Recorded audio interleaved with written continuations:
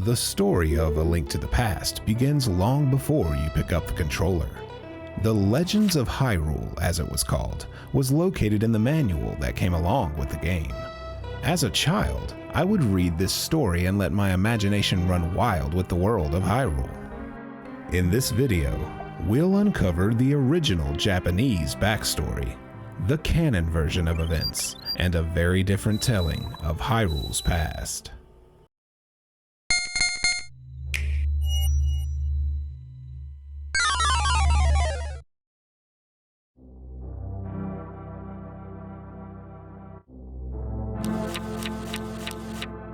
In times long past, before man first emerged, the gods descended upon the world when it was nothing but chaos. Using their various abilities, they brought order and life to the world. The goddess of power used her flame to dye the mountains red and made the earth. The goddess of wisdom made science and magic and awarded the land with natural order. And the goddess of courage used the kindness of her strong heart and created those which crawl on the earth, those which travel in the air, and all of the living creatures of the world. After forming all that is, when it was time for them to depart this realm, the gods consummated the land with a symbol forged of their own power, in the form of a sacred golden triangle, the Triforce. Their course finally running to completion, the gods left the Triforce to govern this land. The Triforce, respectively, one who would conquer power, one who would govern wisdom, and one who would temper courage, held three different emblems. It would shine in the sacred realm, somewhere in the world, until one who was worthy of inheriting those powers appeared. This documentation was written by the race of Hylia, the chosen people capable of hearing the voices of the gods. For that reason, the Hylians have high ears, unsurpassed senses, and the ability to use magic. It is said that they passed on stories of their magic and prophecies to their descendants, who rooted themselves in all parts of the world.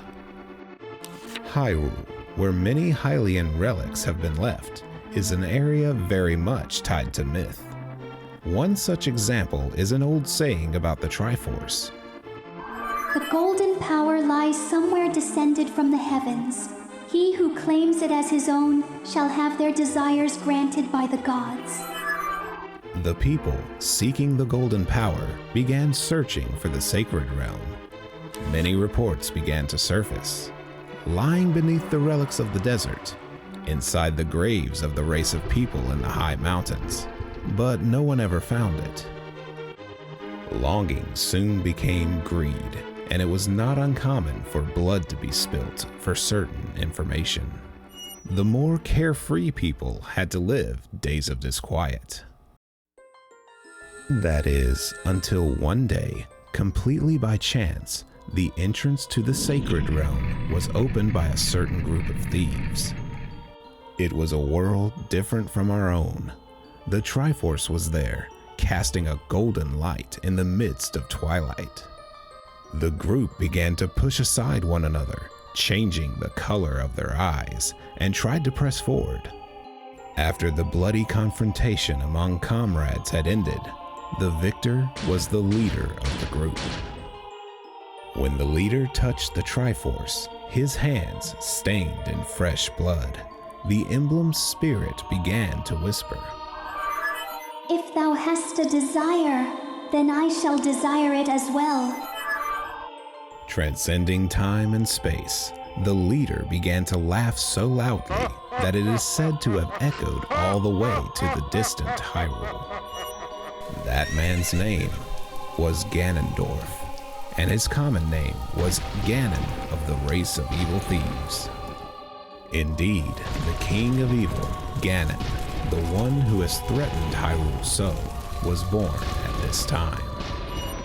We do not know what Ganon wished for after gaining the Triforce's power. Yet, Ganon's evil made it even to Hyrule as it spread. People of greed were herded and consumed by this power and disappeared. black clouds grew in number in the sky, and many sinister happenings began to occur. The king of Hyrule called upon the 7 sages of Hyrule, as well as the knights, to seal the source of this evil. The Triforce itself cannot judge between good and evil. That is because only the gods can do that. However, it could not be assumed that only a good person would get their hands on the Triforce. For that reason, the people of Hyrule were told by the gods to make something that would repulse any evil that may kidnap the Triforce, the Blade of Evil's Bane. It was called the Master Sword, and it is said that only a true hero could use it. The sages first had to search for the existence of the Master Sword and a hero to use it. However, the situation was urgent, and Ganon's malice was enclosing on the royal palace. Using most of their powers, the sages and the knights threw open a heroic battle with the evil one. The knights had valiantly used their bodies as shields during the fierce attack, and although they unfortunately perished when their strength had exhausted, this had given the sages time to complete their seal.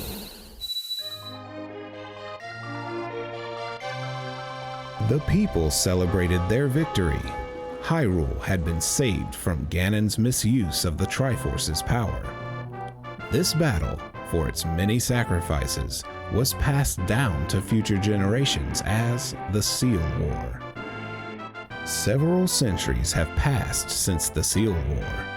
Hyrule was in a time of peace, for its people had wise and devout hearts.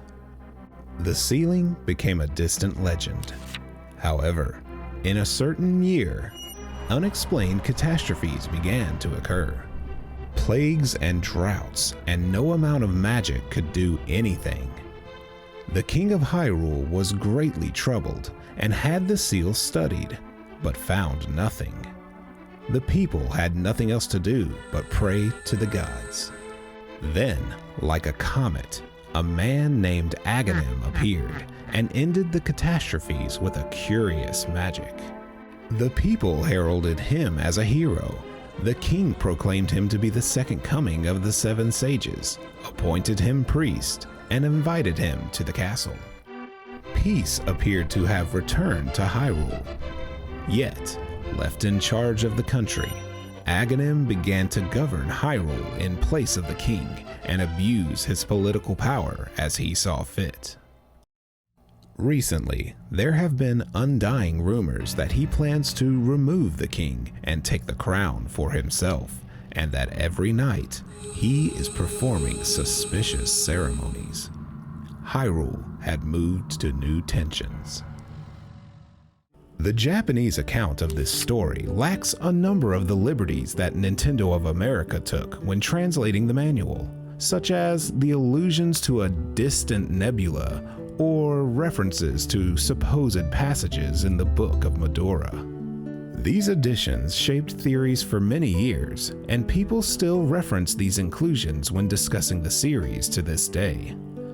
Personally, I would have preferred to have absorbed the original account as a kid, and I still feel that way about how the lore is translated in modern games like Breath of the Wild. I'm interested to know what you all think about this issue. Should Zelda games, or media in general, be translated as closely as possible to the source material, or do you appreciate it when companies tailor things to the sensibilities of foreign audiences? How would you prefer to experience these stories? I look forward to reading everyone's takes in the comments. Liking and commenting on my videos helps more than you know. Subscribe to the channel so you can enjoy more videos like this in the future, and I'll see you next time here on the Fused Kinstone.